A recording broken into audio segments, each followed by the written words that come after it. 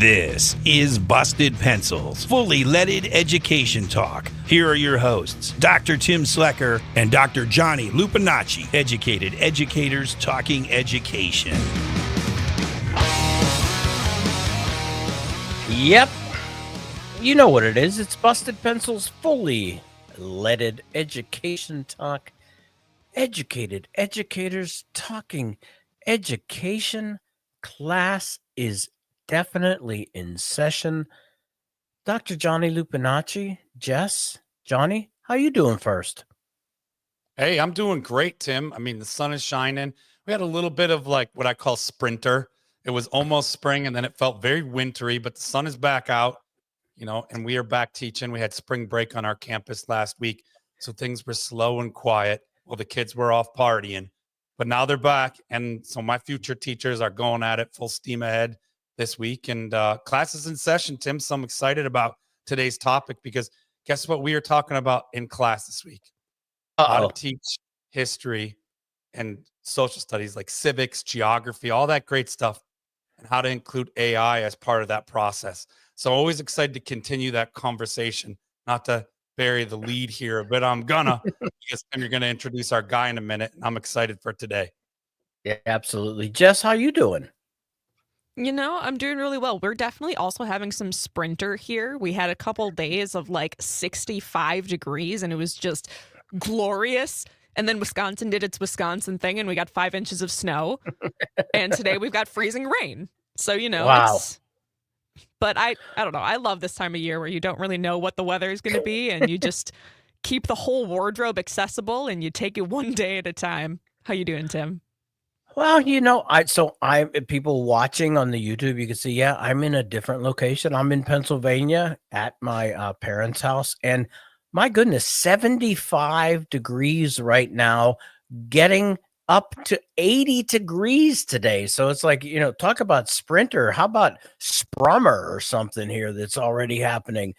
And as you can tell by my nose, fully spring is engaging because thank goodness for allergy medicine, because that's where I'm at. Enough about that, though. Johnny, AI, it's not just AI, though, too. We're talking about this, and we have been making these, these intersections. And that's why, having a guest like we have today can really help us bring worlds together that I think too often sometimes are disconnected in ways that disadvantage both. What I'm talking about is, industry, the workplace. We hear about this preparation for the workforce and getting ready, and then education, and where is education in this? And then within, how do you take care of, industry? Industry actually does a lot of their own educating. And it's one of those things. We might be Dr. Tim and Dr. Johnny, but there are some things out there, Johnny, maybe we might be able to learn. And so we have a great guest. He is a seasoned international executive, technologist, and problem solver who has spent over 25 years at the intersection of technology, digital media, and education. As co-founder and president of PETE, that's PETE, he's proving that great training is great education, and that when done right, AI-powered learning can engage, transform, and prepare people for the future, whether they're students or employees. Welcome to Busted Pencils, Luis Garcia. Luis, how are you, our friend? I'm doing great. How are you doing? Hey, what do you think about that introduction, man? It was great. I was like, who's that guy? Who's that guy? Well, we got that. Hey, it's you right there, Luis. So before we get into it, PETE obviously is an acronym. Tell us about PETE. Tell us what you do. Tell us what PETE stands for. Give us an introduction to the company that is called PETE. Well, thank you. Before I do that, I just want to say that it's about 70 degrees here in Orlando, so we're really struggling. Okay, good. So, so PETE stands for Personalized Education, Training, and Enrichment, and it's an AI-powered platform that we're aiming to solve a couple of problems in learning. And one is the ability to create training materials for effective training. And that one, usually I like to explain that for folks that are not familiar with education, is bring them a little bit through history. So if you're sitting in a classroom in traditional education, and the person in front of you is an expert and a good communicator, for the most part, you feel educated. And but the moment you remove that expert, that teacher, and that mentor out of the equation, then the thing that is behind that person that you don't pay much attention to, those bullets and things like that, those are the teacher now. And those are the ones that are doing the training, especially if you're talking about self-paced digital education, right? But creating those in a way that communicate that expertise, that translation of expertise into a training experience, and it's not easy to do. It's expensive. There's a whole career around that called instructional design. And so we try to solve that problem. How do we create effective training materials without having to hire an instructional designer? And so that's the first problem we try to solve. The second problem we try to solve is the problem of evaluation of learning, what we call assessment, right? And which has really been a struggle throughout the history of learning. And we haven't really found effective ways to know whether the learner actually learned.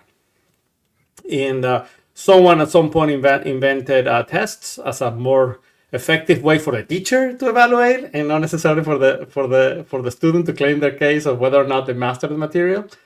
And then when we went to digital education, we just basically automated the same thing, right? Now you can click on the website and the platform will evaluate. And but we know that those have been in learning for a while, that at best is a deficient way of evaluating learning. So the more effective way would be to be able to engage each learning personally and run through different scenarios and ask different questions, continue to inquire, and kind of in a much more deeper way of evaluation. The problem with that is it's not very scalable. It's not even scalable in the classroom, and unless you have a very few amount of students. So that's the problem that's been nagging all of us for a long time. How do we do effective evaluation of learning or assessment in digital learning at scale?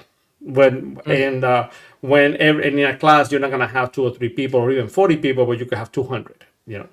And so we wanted to solve those 2 problems, and in order to create a very effective learning experience. Well, so on that, I keep hearing this coming back and forth, and for one question that just comes up, you keep saying education and training as if they're interchangeable. Luis, are they? No. Okay. Differentiate. But for most people, it is interchangeable. And a lot of the podcasts I go to are not education podcasts, so I should probably make that. I like that you make the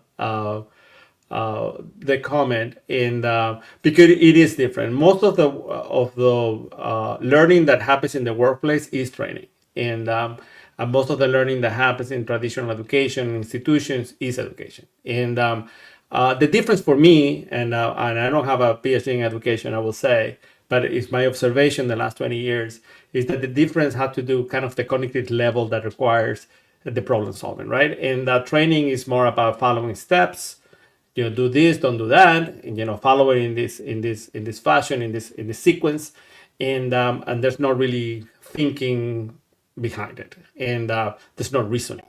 Whereas education is a higher form of training you how to think, how to reason, how to find answers with imperfect information and things like that. So they are very different because they're engaging the brain in different ways, and they are preparing you for different things. And but to the extent that both of them involve learning, sometimes we use them interchangeably.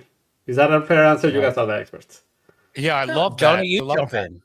Yeah, I love that, Luis. I mean, it's a really important distinction. I appreciate you both making it. I know, we often think about like training as learning we do as adults, like as though it's really different from the kind of learning we did as kids. There are some real differences, right? So I know in the workforce, we often think about our professional development as training. So there's that whole sort of genre of like workforce training, but the best trainings I've ever been a part of, whether I've been a facilitator or a learner, have been, you know, great opportunities to learn. They've been really good educational modules. They've been really great educational programming. So like, I love what you're talking about, because like we all know, we never stop learning. The goal is to be life learners, and adult learning is actually a thing. So there's like a whole idea of like, how do we as adults learn? And I love what you're talking about, Luis, too. And I'm going to ask you to talk to our listeners a little bit more about like personalized learning at scale, because that's the thing is like, I know like I teach teachers, and they're adult learners, but they're like young adult learners. So I kind of have to pull from adolescent development stuff and adult learning theory and kind of merge them together. But I know that they learn the best when they're learning from teachers talking about teaching, because they're in their professional identity. So as we think about training and education at the adult learning level, I know when I was a plumber and I was being apprenticed, I learned from a plumber while we were plumbing. So this is like something we as adults do as learners. We are our best learner when we're in that space where we are thinking about our identity. Even if it's a new work identity, we're learning. Our receptors to paying attention and to retaining information are open, because we're building identity stuff as we're doing that. So I love this. But I think about this, Luis, too, and I think higher ed can learn so much from adult learning writ large, right? The kind of work y'all are doing at Pete. So talk a little bit about like how you focus on personalized learning, and then how in the world, what are some strategies to doing that at scale? So yeah, thank you so much for that, and then adding to the definitions of both. And so personalized education comes both ways. It's personalized from the point of view of the instructor, and it's personalized from the point of view of the learner, right? You talk about that identity part. It creates more engagement and more credibility. And so we live in an era that is relatively easy for us to take knowledge and activate it through an interface that is conversational. And so we take full advantage of that at Pete and say, okay, if we're going to take knowledge that exists in a company, and I'll give you an example. Let's say an onboarding program, right? You got new employees, you're coming in, you got to onboard them in the new company. We'll talk about the company history, the values, the product, and all that. Like I always tell employers that you can get a digital course from Coursera, but you cannot get your onboarding course from Coursera, right? And because it's personalized to you, to your company, to your industry. And so we can take materials like the company history, then the company manual, the employee manual, policies, procedures, throw that imperfect, unstructured information, and then create a vectorized knowledge base, right? And that's where this new generation of artificial intelligence allows you to do. And so having created that knowledge base, in the content part, then we kind of automate the process of translating that knowledge into a training material. But in the assessment portion, then we say, okay, now that we know this and we have defined the learning outcomes, and say, I want to evaluate learning against these learning outcomes, and then do a simulation around them. Now, a simulation can be that now this knowledge base is acting as an instructor. And then I'm going to ask you questions, and based on your answers and the learning outcomes that I want to pursue, I'm going to keep asking you questions until such a place that we decide that you learn and master the material. But it could also be a situation. You talked about being an apprentice or being a plumber, and now we can actually have the knowledge base be a customer, and we have customers or companies that use our platform to train in customer support or in sales, and then they can use the same engine that we build. We call a skills engine, to act as a customer that is asking for information, or maybe the customer is very upset and we need to de-escalate, and what we're evaluating there is the skills to de-escalate. And or maybe we are training a person that is helping fans in a stadium, and somebody walk up to them and say, hey, my son is lost, and then you have to follow those procedures. So those are the ways that we personalize it, both from the side of the instructor and from, or in this case, it can be whatever persona we want them to be, and the learner. As you're talking about that, so you made a comment that I want to come back to when you said, so a company might look out there, Coursera, you made that point. It's like, like, where do I go and get learning? I think that what I'm hearing about Pete is that, I can, so I'm going to now transform. I'm running an HR department, and I'm thinking that I need to get some of my employees trained. The first thoughts I might be is to say, go out to Coursera and find something, but it's not going to be my company, my right. And so what I'm hearing you say, though, is that Pete, the platform particularly that you have, maybe, you tell me if I'm right or wrong and how I'm interpreting this, allows my HR department, me maybe even as the head of it, to really use your platform to build own identity type of training materials, coursework, learning opportunities that in the past, without Pete, I would have had to maybe go shopping for training. Where here, what you're telling me is that Pete is giving me the opportunity to not have to necessarily shop for generic kind of, or those fits, but that I now have the expertise to build my own training. Is that what you're telling me? I mean, that's exactly what I'm telling you. And Okay. and for things like onboarding, and that it makes a lot of sense, right? In the worst case scenario, people put together a PowerPoint, and they do the onboarding like that. But there are other cases, and it could be like project management, and project management is very generic, but also it could be that projects are handled differently in this particular company. But what I want to, and that, so you want to personalize that as well. But I just want to take it one more step, and is that we also take the voice of the expert and we clone it for the delivery of the course, because we are we believe it's very, very important that that authority continues to be there.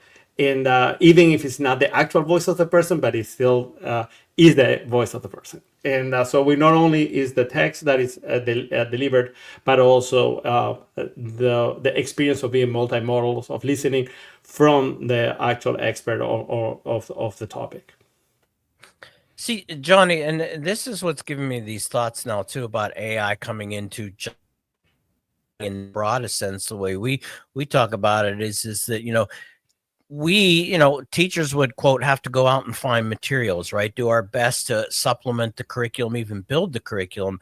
And we're seeing AI tools now give us this ability to really generate really quality curriculum learning experiences in Louise, one of the kind of ways of dissing on teachers is saying, where did you find that on Pinterest? And now, though, it's kind of like, and Johnny made that look, but thinking about this, Johnny, this is why when you say Tim has drank the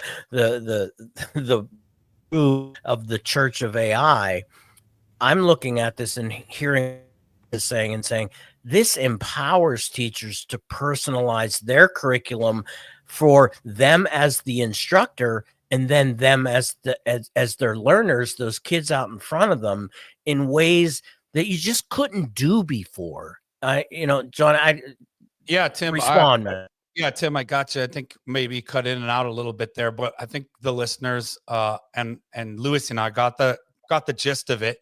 Yeah, I think about this all the time, and at first, my gut reaction as a teacher was, "Oh man, this is just a deep fake of me." Like they just want to maybe automate my courses, turn them all into AI generate, and that was like my first initial, very cursory introduction to AI. But when I say AI is a tool, we started to have on guests, and I hear Luis talking about this too in a bigger scale, that started to talk about how they were utilizing AI to do some of the things that was taking us sometimes weeks and months to do. Now they can personalize. They can, like, for example, as a math teacher, I can explain math problem 3 or 4 different ways. And then AI that also utilizes my voice and is familiar with my teaching and those math standards and things can help create different examples, different ways. Different learners may still connect with me in some capacity, but I'm not spending 8 hours on top of my 10-hour teaching day creating that every day. I can really do that much faster with AI as a technology tool.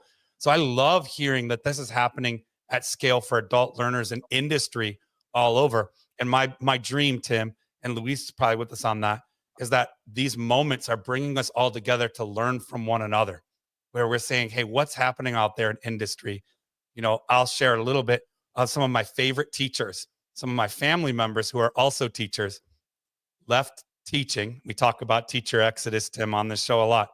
They are now trainers and educators in the corporate world and loving their job and doing a lot of the things they did as teachers in really exciting ways. And I hate to say this, with a lot less barriers than they had when they were teaching in schools. So I'm still diehard advocating for our K-12 schools and for great teachers to stay. But the more we can bring these kinds of tools and innovations into all of our teaching worlds, to me, the better. It's a win-win. Hey, folks, Luis, tell folks where they can get more about Pete before we part ways here. Yes, well, thank you so much for the opportunity. So we love to hear from people and to show our platform. So if you are interested, please go to pete.com. That is pete.com/podcast. So we know you came from here. And so it's very easy to remember because it's our name.com. Yeah, I love it, man. Hey, thanks for busting pencils with us, Luis. Anytime. And now for your moment of zen.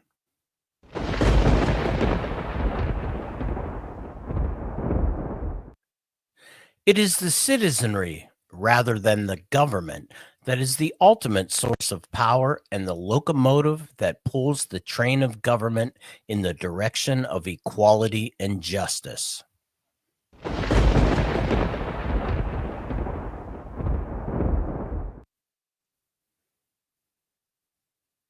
Thanks for listening to Busted Pencils Class in Session with Luis Garcia from Pete. That's Personalized Education Training and Enrichment.